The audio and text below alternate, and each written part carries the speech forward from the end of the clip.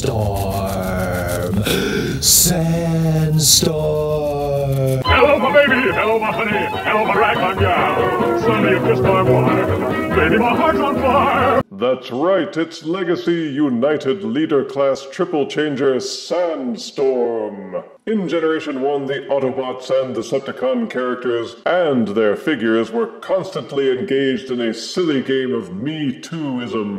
Whenever either side had one unique kind of figure or character, the other side had to have the same kind of counterpart. But for whatever reason, when the Decepticons got some triple changers, namely Blitzwing and Astrotrain, it meant Hasbro and the designers were contractually obligated to fork over some to the Autobots. Thus we got figures like Springer, Broadside, and Sandstorm. Like most of the figures made around that time, the Triple Changers were simplistic by today's standards. Most of them had a third mode, which merely involved flipping the first alt mode upside down and maybe rotating one or two parts. Sandstorm's alt modes were a helicopter and a dune buggy. The Legacy line did a semi-decent job with leader Blitzwing. Dare we ask as much of Sandstorm? Check out his box with toy swapper friendly window, artistic renditions of the alt modes, and the united splash panel on the side. See photos of all three modes on the back, and robot art renditions on the other side panel. Now let's get Sandstorm out of this box and see if he's got any grit. Sandstorm. Out of box, Legacy United Leader Class Sandstorm comes with his instruction booklet, a plug-in helicopter tail fin accessory, a black rifle weapon accessory, a little gray welding accessory, a working winch accessory, a black plastic cage frame, and a base plate for the cage frame.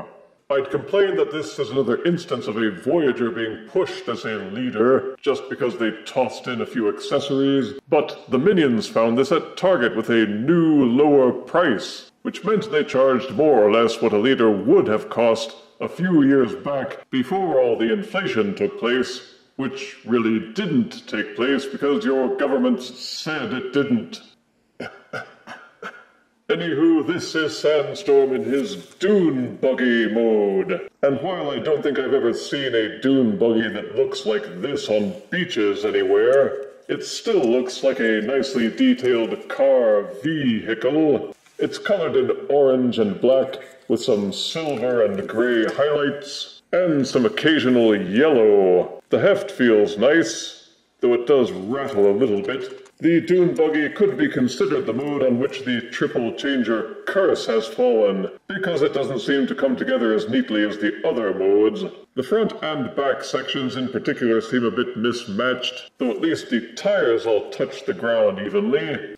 And Sandstorm does roll well. The tires have good grippage because they're actual vinyl plastic, not hard plastic. It evokes the old feel of the original Generation 1 figures which used rubber tires, though it does make me worry about what these tire parts will be like after a few years of exposure. Many figures made recently, using cheaper materials, experience gradual decay and even disintegration, something you'll need to keep an eye on. There's plenty of detail in the sculpting, and even from below it seems solid, with little or no robot part exposure, though you can see some of the helicopter bits. The front tires are on visibly exposed hinges, and may be wobbly on some copies, though mine seem to be alright so far. They say to take the tail fin helicopter accessory, split apart the back, and it becomes kind of a rear spoiler for the dune buggy. That is if you like your spoilers to be microscopic. Each side underneath the car has two open ports for weapons storage,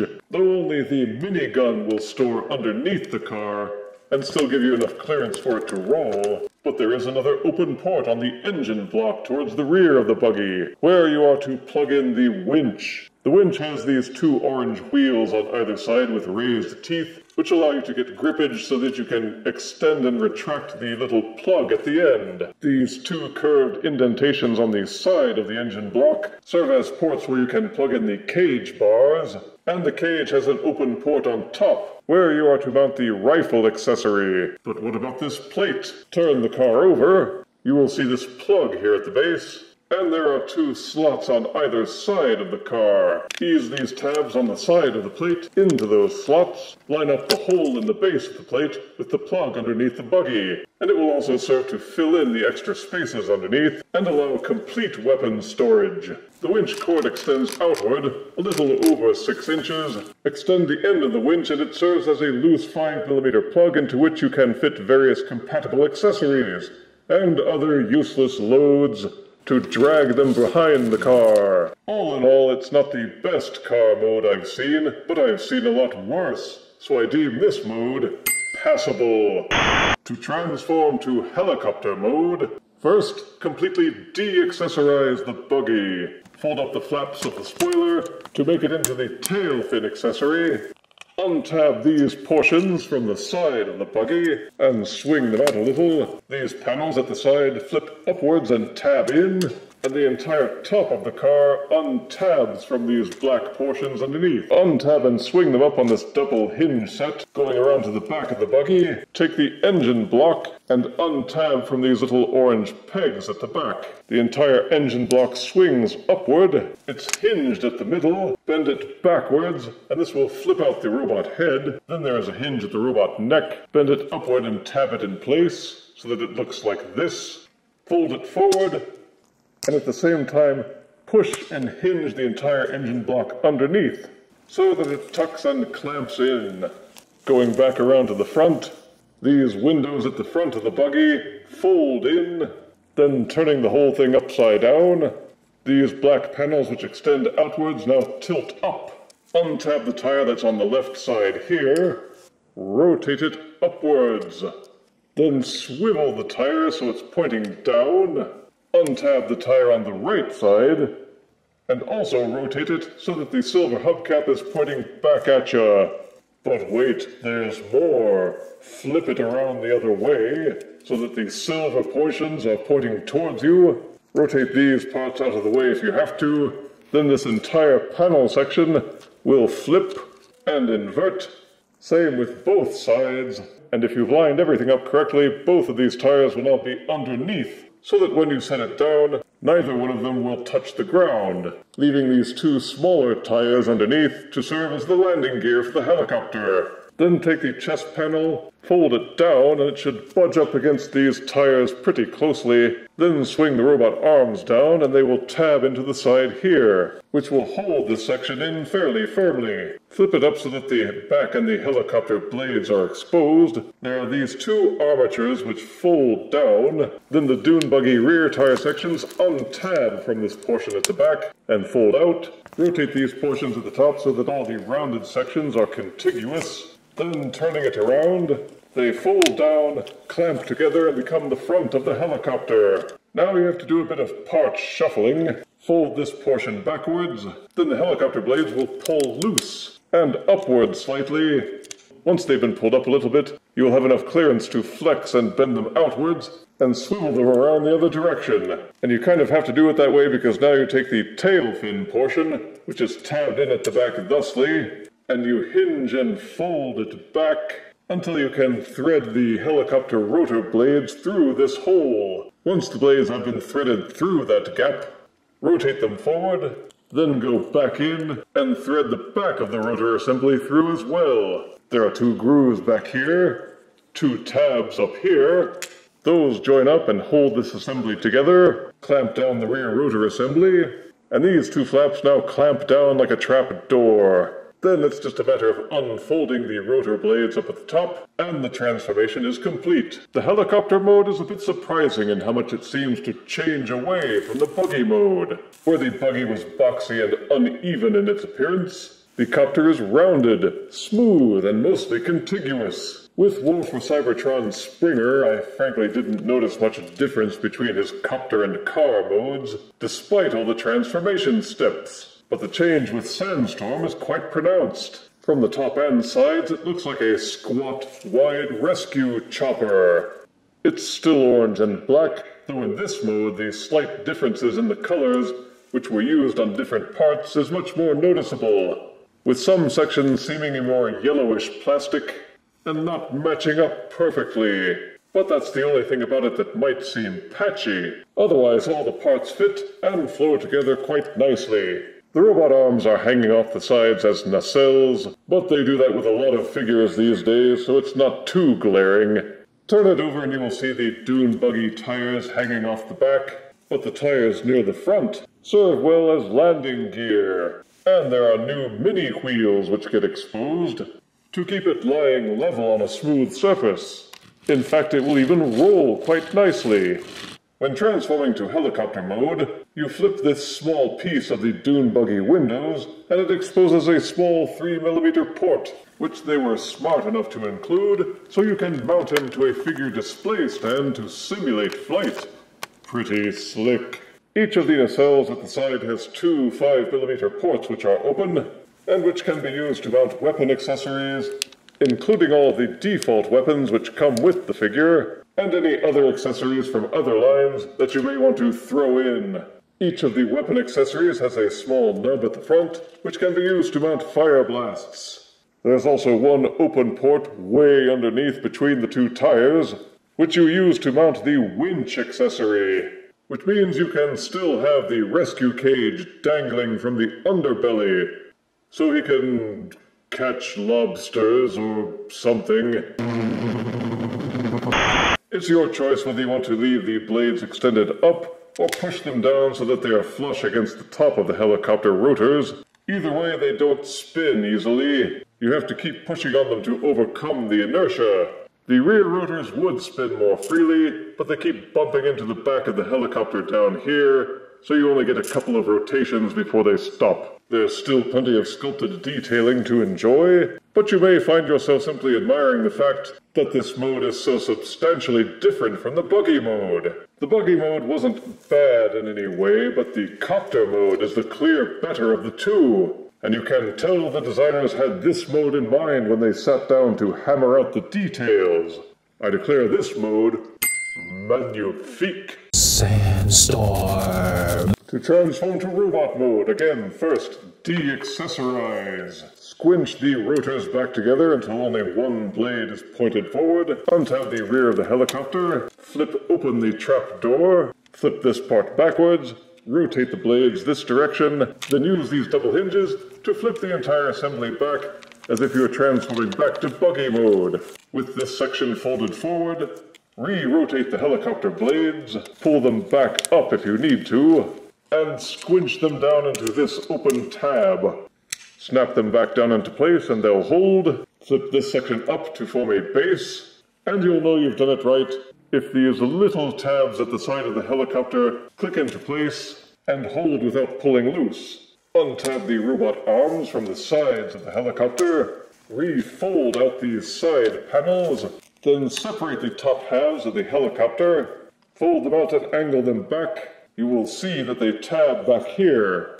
Use the double hinges to make sure that the tabs and grooves line up and snap together. Remember these rotating dangly things? Flip them back up. With all that done, you can detach what was the cab of the buggy, but this here is the trickiest part. You have to take the engine block, tab and pull it and angle it out, and keep rotating these portions back until this port is pointing outward, and the head is more or less level between these two pegs. This port here, and this peg here on the inside of the canopy. Rotate the window portion so that tiny 3mm port is concealed again. Then the chestal area is meant to angle up on its double hinges, with this peg here and this port here lining up and pushing together. It's been noted as a design flaw that these portions don't hold together particularly well. They tend to pop loose. Going back to the lower body, you see these sliders here. It takes a bit of force, but extend the robot thighs out from inside the robot shins. Then separate the legs. Continue rotating these black panels until they are pointing backwards. Each of these tires rotates and hinges. There's this small tab at the base of the shin. The entire assembly should swivel down, with the tab and groove lining up and pushing in place. Ditto for the other side. If the tires do not spin freely, you've probably got the tire inverted backwards. If that's the case, just untab, reinvert, and reinsert. The front of what was the dune buggy unfolds to become the robot feet. As for the robot arms, they are double hinged. Pull them loose, extend them out, then each forearm unhinges and unfolds. And the robot fist will swivel out. Reclamp it shut when done to complete the transformation. Those little struts at the back, don't forget to flip those back up. And make sure that gray chest port is pointing out, though you may not know the difference because it unplugs so easily. Don't forget to invert these rounded portions of the helicopter up at the top. With most triple changers, the robot mode is the foundation on which all the other modes are laid. Though in this case, I'm not quite sure, because the copter mode still seems to be the most cohesive. But, as with the buggy mode, there's nothing horribly wrong with the robot mode either. It does invoke the Generation 1 vibe, with the rear rotor poking out above the head, the orange body, and that big honkin' backpack. The cartoon model had a full face, but the original toy and this Legacy remake use a faceplate. Some have complained, but I've always thought faceplates are cooler. He proportions well, or he would if the backpack wasn't throwing everything off with its sheer bemungeousness. The robot mode is mostly solid, except for this concavity in the backpack, and the elephant in the room, the backs of the robot's shins.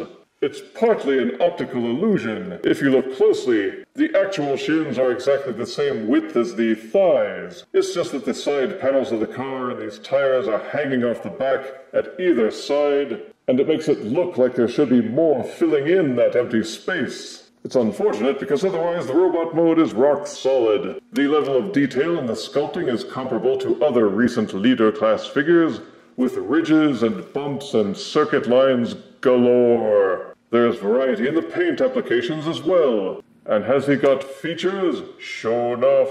You can accessorize him with 2 open ports on his backpack. There's 1 open port on each forearm, and an open port on each shoulder. There are 2 open ports at the bottom of each foot, and each fist has an open port. Any one of these can be fitted with either his default weapon accessories, or with the many other compatible weapons, Micromasters, Battlemasters, Weaponizers, Fossilizers, or Fire Blasts. And no, the winch isn't forgotten. You can plug it into the open ports as well. The cage and the winch still figure prominently, no matter which mode you may choose for Sandstorm. It's a pity that Micromaster Ravage doesn't fit into the cage except in cassette mode, and believe me, I know, I've tried. Articulation? You bet. The head is ball-socketed, it will swivel to the left and to the right, and it would nod, except as you can see it's budged right up against these helicopter portions here. So moving the head is slightly difficult, regardless of the potential. Each arm would do a full rotation except it bangs up against the backpack here, but they will swivel out all the way, and the double-hinged elbow allows for a robust bend. The shoulders will also swivel, and it's really hard to see because it's almost seamless. But there is a bicep rotation. The fists will swivel in their mushroom pegs, and you wouldn't think by looking, but there is full waist rotation, or it would rotate all the way if the backpack wasn't bumping into the hips. Each leg will kick forwards this far, and they will kick about this far backwards before, again, bumping into the backpack.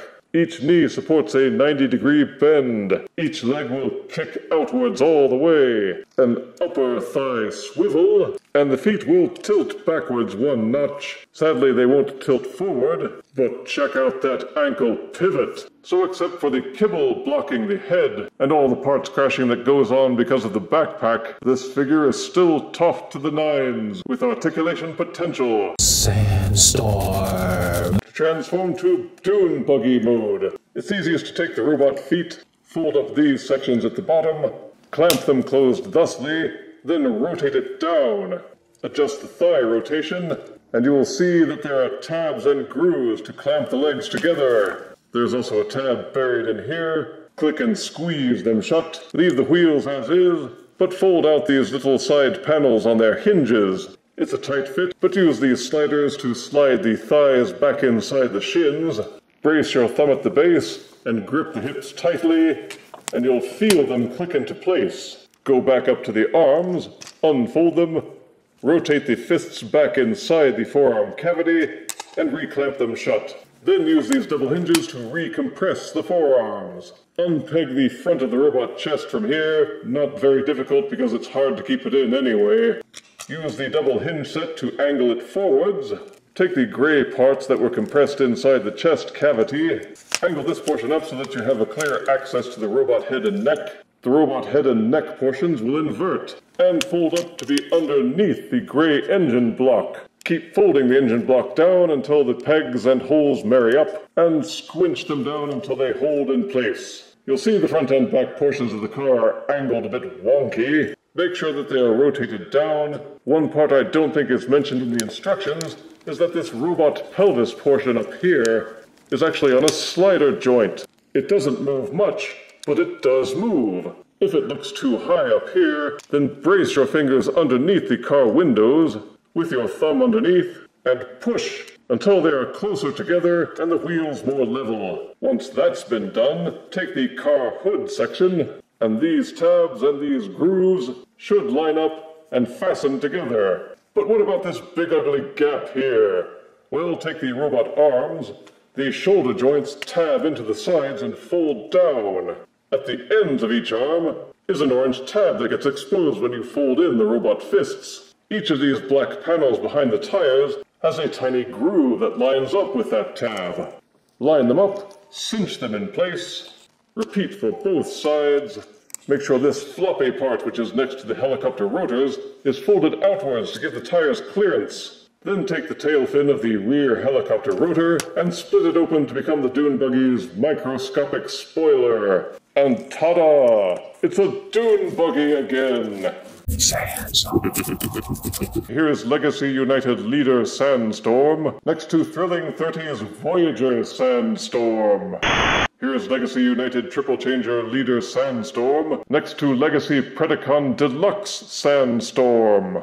And here is Triple Changer Legacy United Leader Sandstorm, holding the heads of Marvel Legends Sandman. Sandstorm. When I first saw the reveal shots of Leader Legacy Sandstorm, I decided to wait and see if I could get it on sale. So I'm glad the minions found it at a new lower price at Target, because it's a pretty good figure, and one of the best functional triple changers I've seen in a long time. Positives are that all three modes are good. The buggy mode isn't as good as the other modes, but it's still good. There are no stinker modes, which make you wish that it wasn't a triple changer, and that's saying something. The transformations aren't too hard, and are surprisingly effective, with each mode feeling quite different. It's got vibrant colors, good articulation, several options to accessorize, and the cage and winch accessories give him something more than just the normal 5mm peg weapons, and it's an excellent modern update to a classic Generation 1 figure. Negatives are,